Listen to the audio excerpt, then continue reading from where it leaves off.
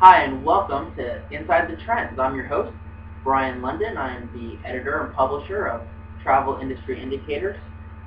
This is a publication that many of you subscribe to, and I want to thank you for joining me today.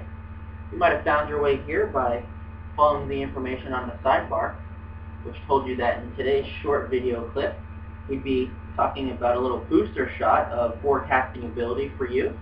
This is information that you can use to read the crystal ball and perhaps liven the conversation around the water cooler or back home at the dinner table and impress others around you with your knowledge of economic trends and how that's going to impact travel demand in the future.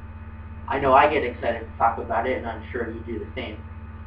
I made some notes here on 2 or 3 things that we want to focus on today, and I'll be sure to stick to my notes. I know your time is valuable, and I am very appreciative that you've chosen to spend just a few minutes of your day with me today. I encourage you to leave a video response at the conclusion of this, or leave comments below, and when appropriate, I'll respond to anything that's left for me. This is an exciting new venture here for the publication. We'd like to be really a community of all clients and all subscribers. If you have local demand conditions that you think are relevant to the discussion, I encourage you to share them so we can take them into account. So today we're going to focus on 2 particular economic indicators. These would be consumer income and consumer spending. I'm going to tie it into one of our travel performance indicators here with the travel price index. I think we can use some of the components of the travel price index to understand which source markets might be delivering us the greatest revenue and profit gains in the future based upon the current economic conditions of today and our ability to forecast economic conditions in the future. When we're done with those 3 things, we'll conclude with a little update about what we can expect in the next issue of Inside the Trends. And then I'll just thank you again for joining. So, let's get started. Number 1 has to do with consumer income, and number 2 again was consumer spending. Now, on the income front, there are a few red flags that I want to point your attention to. The most obvious is that income growth has simply not grown very much over the past year. In fact, if I look at that trend line there, it's very close to the 2012 trend line, which is to say it hasn't grown very much at all. Now, there is some good news when it comes to incomes, and that is that the 12-month trend post incomes up 2.5%. The good news here is that the inflation trend, which is not posted, is up just 1.5%. So in terms of real consumer income that we have here, we're showing a positive growth of here, in this case, about 1%.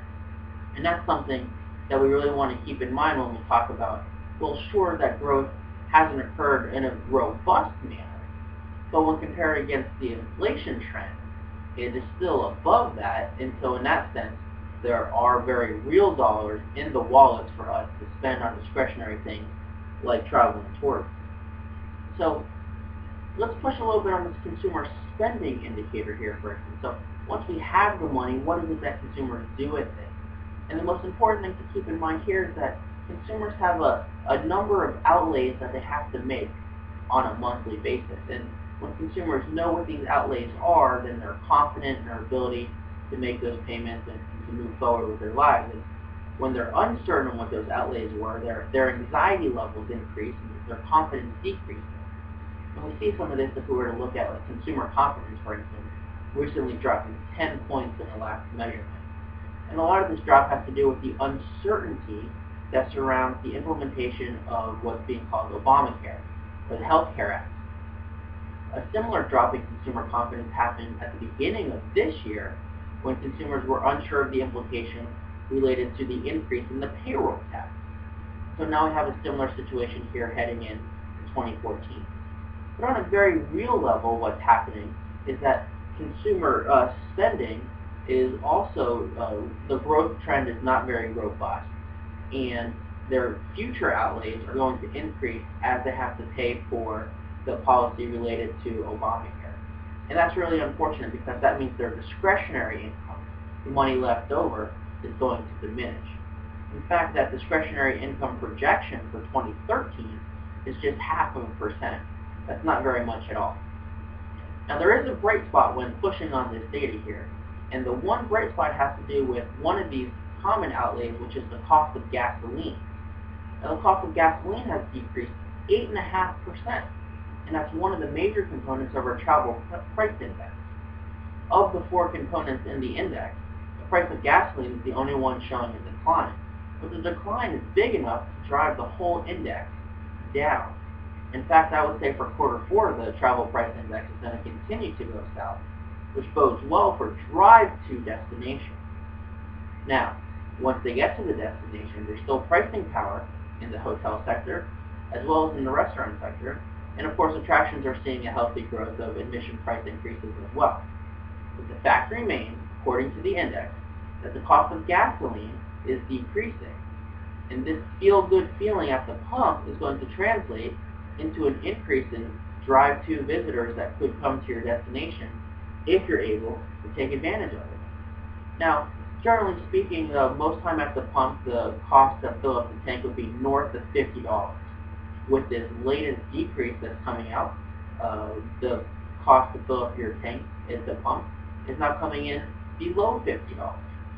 And while the pure dollar amount might not mathematically equate to cover the cost of an entire trip to a new destination, the feel-good, the feeling, the consumer sentiment that's associated with that price barrier is going to be enough to get them to think about this discretionary outlay and make it a possibility if you're able to connect the cost of filling up your car with a tank of gas with the cost of traveling to your destination or your attraction in order to experience all that there is to offer.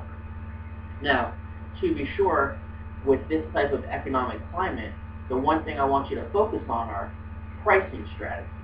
Now, every sector and every business has their own pricing strategies, and one necessarily isn't better than the next.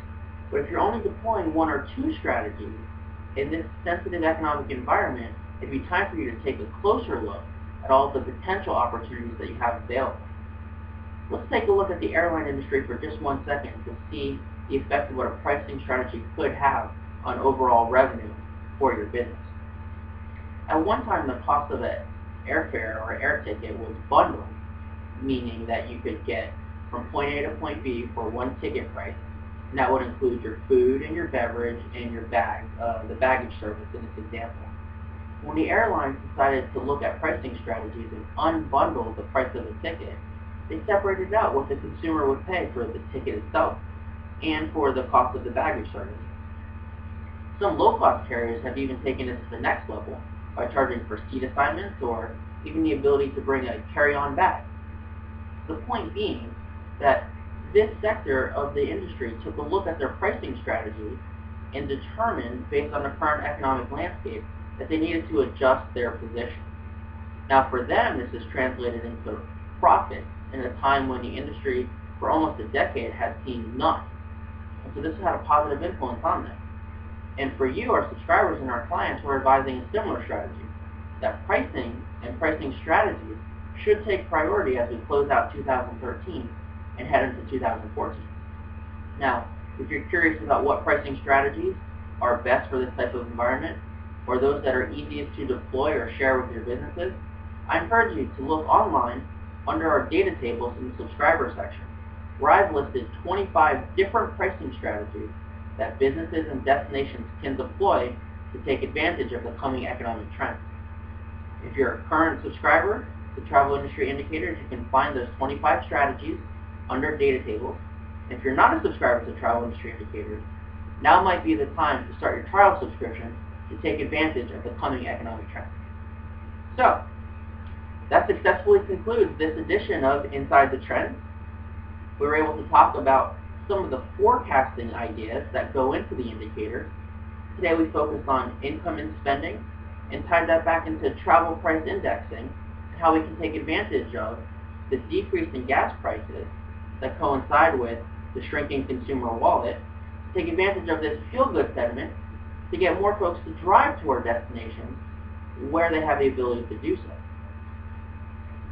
Then we followed up discussing some of the 25 pricing strategies that you could deploy using the airlines as a case study. I made a resource available for you to grab 25 examples of those strategies, and I encourage you to take a look. Now what I'd like you to do is to deploy some of those strategies. After you've done so, successfully I might add, feel free to respond to this video with your own video response or in the comment section below and share with us the market share or the revenue gains that you were able to obtain by deploying these strategies. I'm sure we'd all love to hear them. Now, in next month's issue of Inside the Trend, we're going to be taking a look at some of the strategies that large public corporations are taking in response to this shifting consumer environment. Specifically, we're going to uncover how leisure and hospitality companies are preparing for restrained consumer spending in the months ahead. One of the things we're going to do is look at their public SEC filing to see what their projections are for the remainder of 2013 and where they'll be deploying capital resources in order to profit from consumer trends in 2014. Thank you very much for joining me today. I appreciate your time, and I look forward to seeing you in future editions of Inside the Trend.